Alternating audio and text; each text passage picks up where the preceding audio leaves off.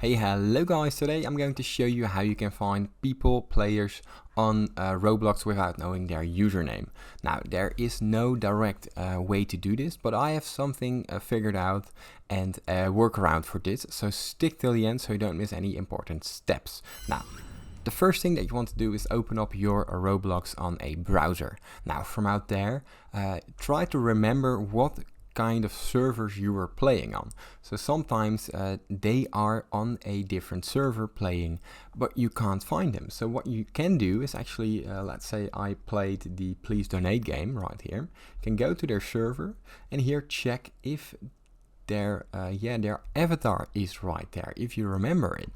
What you can also do, and this works most of the times, is go to Roblox. From there, go to the top right corner where the three dots appear. And here you want to go into the history right here.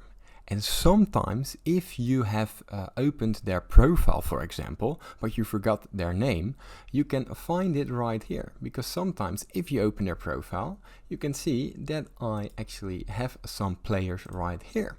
Now, if this is the guy that you were playing with, you can easily invite them throughout your browsing history and find them again. Now, it is easy as that.